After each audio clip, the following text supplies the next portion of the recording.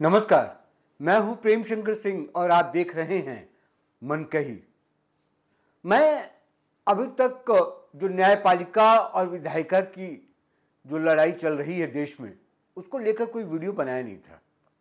मैं चाहता भी नहीं था कि इस विवाद में पड़ूं या इसके लिए मेरी तरफ से कोई बात सामने आए, क्योंकि बड़ा मामला है।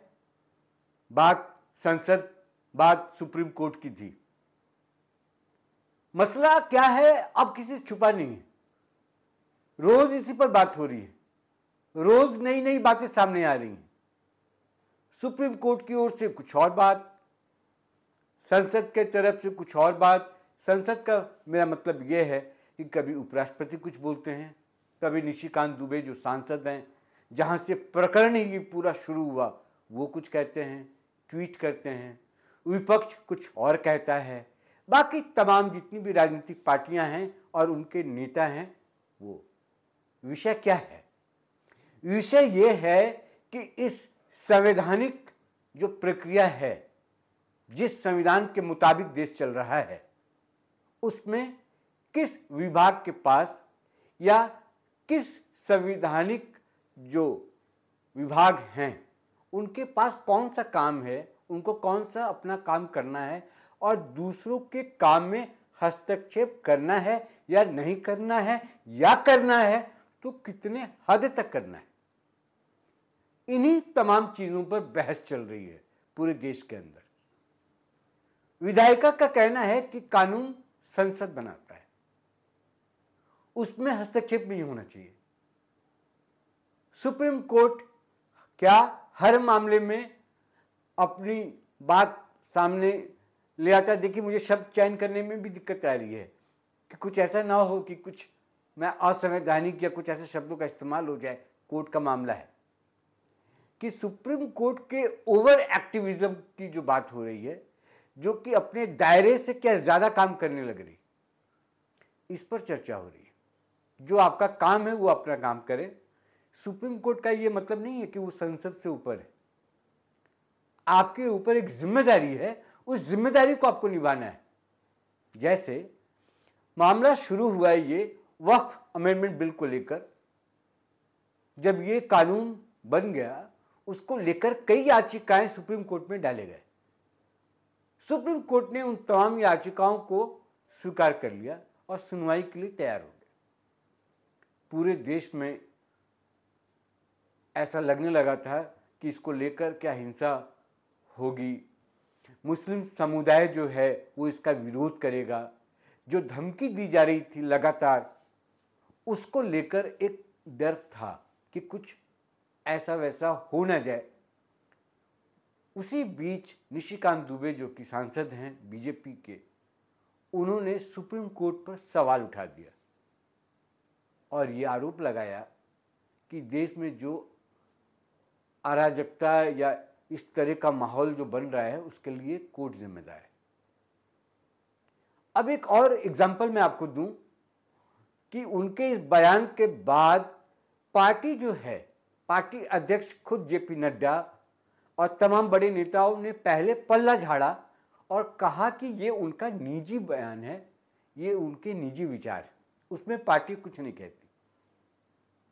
सुप्रीम कोर्ट के पास एक याचिका आती है, उस याचिका में राष्ट्रपति शासन लगाने की बात हो रही है पश्चिम बंगाल में।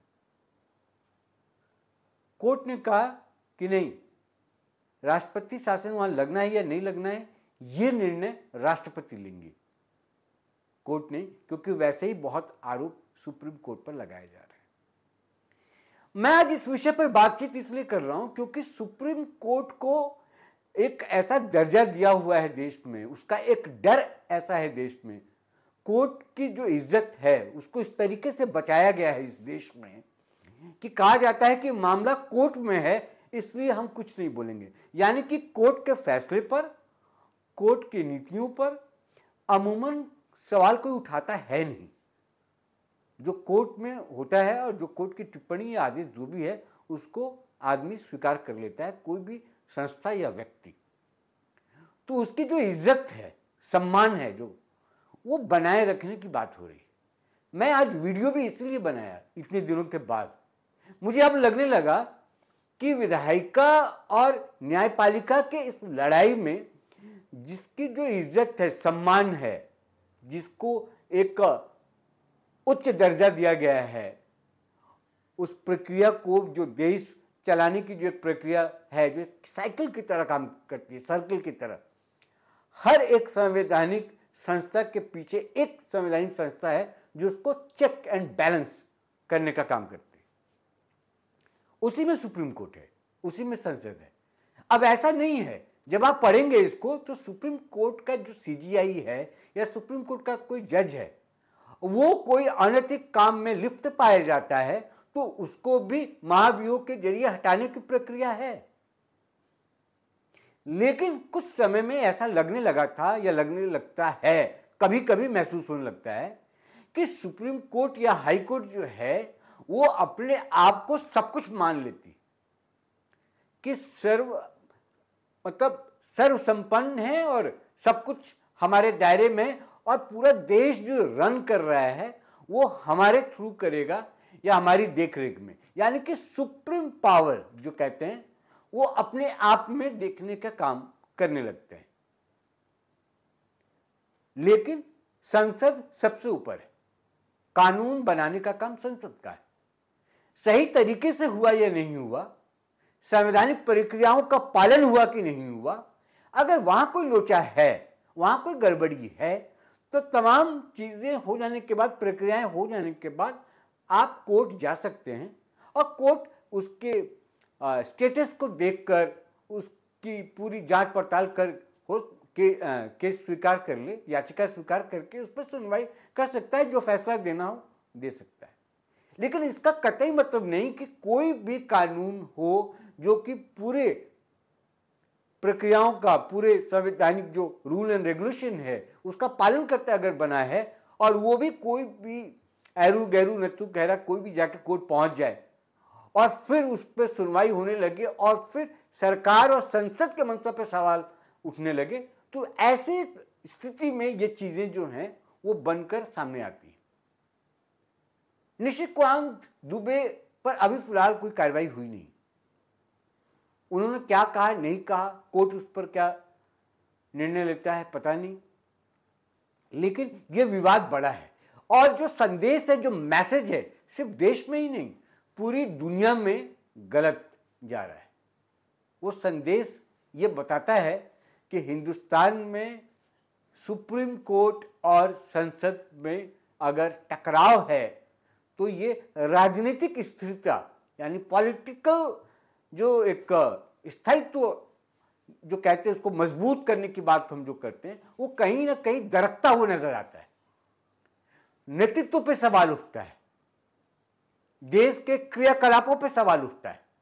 चिंता मुझे इस बात की थी, इसलिए मैंने सोचा कि अब इस पर विराम लगना चाहिए और जो कानून के तहत है वो कानून सब पर लागू हो और उस हिसाब से काम हो।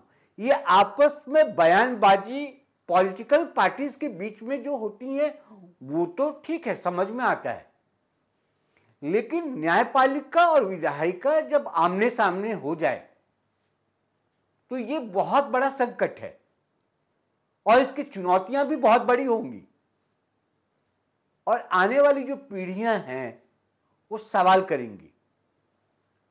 अब हुआ क्या है कि जब से यह प्रकरण हुआ है तो आरोप प्रत्यारोप का दौर जारी है। पॉलिटिकल पार्टीज इसमें खूब बढ़ चढ़कर हिस्सा ले रही हैं और जो पुराने गड़े मुर्दे हैं उनको भी उखाड़ा जा रहा है कि कांग्रेस के जमाने में क्या हुआ, कांग्रेस ने किस तरीके से जुडिशरी का इस्तेमाल किया, किस तरह से जज बनाए जाते थे या आज भी जज बनाए जाते हैं, किस तरीके से वहां पर परिवारवाद देखने को मिलता है। तो क्या इसके पीछे मंशा क्या है? निशिकांत दुबे, क्योंकि इसकी पॉलिटिकल मायने भी निकाले जाने कि निशिकांत दुबे एक सांसद हैं, सिर्फ उन्होंने ऐसे बयान दे कैसे दिया कोर्ट के खिलाफ, और अगर बयान दिया तो इसके पीछे कोई वजह है क्या, किसी के कहने पर किया क्या, यह भी एक जांच का विषय है। और अगर कहा, किसी कहने पे कहा या कोई स्ट्रैटेजी के तहत इस पूरे साजिश को अंजाम दिया जा रहा है या देश में ऐसा माहौल बनाया जा रहा है, तो मुझे नहीं पता, लेकिन जो हो रहा है वो गलत है। न्यायपालिका का जो स्थान है, इसीलिए जो कभी मामला आया था, जो कैश मिला था एक जज के यहाँ से, हाई कोर्ट के जज थे, उस मामले को भी रफा दफा करने की कोशिश की, खत्म करने की कोशिश की कि एक जगह है, एक ऐसा प्लेटफॉर्म है जहां पर न्याय की गुहार लगाने के लिए लोग जाते हैं। अंतिम जगह उसको माना जाता है कोर्ट, और उसमें भी सुप्रीम कोर्ट। वहां पर जाकर दरवाजा बंद हो जाता है और उसके क्रेडिबिलिटी पर अगर सवाल उठता है तो पूरी जो व्यवस्था है इस देश की वो चरमरा जाएगी, धराशायी हो जाएगी। उसका जवाबदेही किसके पास है? कुल मिलाकर मुझे लगता है कि जो देश चला रहा है, जिसकी सरकार है, मोदी जी को इस पर सोचना चाहिए। राष्ट्रपति कैसे इसको देखती हैं उनको भी सोचना चाहिए, क्योंकि वो जो संवैधानिक हमारा बनावट है इस देश का, उस पर राष्ट्रपति सर्वोच्च पद होता है। तो इस लड़ाई में क्या बहुत कुछ पाने के लिए बहुत कुछ खो रहे हैं क्या? क्योंकि मैसेज तो बहुत खराब जा रहा है। किसी और देश में हो जाए इस तरह से तो समझ में आता है, लेकिन हिंदुस्तान में जो प्रक्रिया है, हर चीज यहां पर लोकतांत्रिक है, शीशे की तरह साफ है, पारदर्शी है, बहुत कुछ छुपा नहीं है। इसीलिए यहां पर बोलने की आजादी है, जो कुछ आप कहना चाहते हैं उसकी आजादी है, लेकिन उस आजादी मतलब कहते हैं ना कि कर्तव्य आपका क्या है। स्वतंत्रता तो आपको है, फंडामेंटल राइट्स आपके पास बहुत हैं, लेकिन कुछ ड्यूटीज भी हैं, कर्तव्य भी हैं जिनका पालन करना होता है। तो न्यायपालिका पर सवाल तो उठा है। मैं नहीं कहता कि न्यायपालिका पूरी तरीके से साफ सुथरी और बहुत बढ़िया और वहाँ पर कोई खोट नहीं है और किसी तरह का कोई सवाल वहाँ खड़ा नहीं किया जा सकता, लेकिन दायरे के हिसाब से उसका एक फ्रेम बनना चाहिए कि उस फ्रेम के बाहर कम से कम आदमी न जाए। क्योंकि हिंदुस्तान आज की तारीख में सिर्फ एशिया में नहीं बल्कि पूरी दुनिया में एक बड़ी ताकत के रूप में सामने है। और यहाँ जो कुछ भी होता है, जिस तरीके से भी होता है, तो वो लोग देखते हैं, उसका आकलन करते हैं। और ये सब जब चीज़ें होती हैं तो आप जो प्रोडक्टिव चीज़ें हैं, जो हम विकास की बात कर रहे हैं, देश को आगे ले जाने की बात कर रहे हैं, वहाँ से ध्यान भटकता है। वक्फ अमेंडमेंट बिल ना हुआ कि आप समझिए कि पूरी देश की राजनीति इधर की उधर हो गई। और अभी भी कुछ लोग, जो ओवैसी जैसे लोग हैं, ममता बनर्जी जैसे लोग हैं, अखिलेश यादव जैसे लोग हैं, आरजेडी के लालू यादव जैसे लोग हैं, जो अभी भी राजनीति कर रहे हैं। राहुल गांधी और सोनिया गांधी की तो मैं बात ही नहीं कर रहा, कि अभी भी लोग ये इन छोटी छोटी बातों के लिए, जो कि एक वेलफेयर के लिए किया जा रहा है, एक तबके के विकास के लिए किया जा रहा है, तब ये हालात है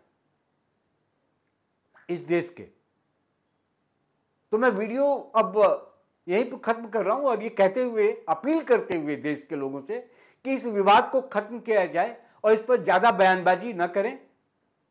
और जो ये विधायिका और ये न्यायपालिका की लड़ाई बनाकर दिखाई जा रही है, मुझे नहीं पता कि इसके पीछे मोदी जी की स्ट्रेटजी कुछ है भी या अपने आप ये सब होते चला जा रहा है, लेकिन नुकसान सरकार के लिए ही है, इतना तो मानिए।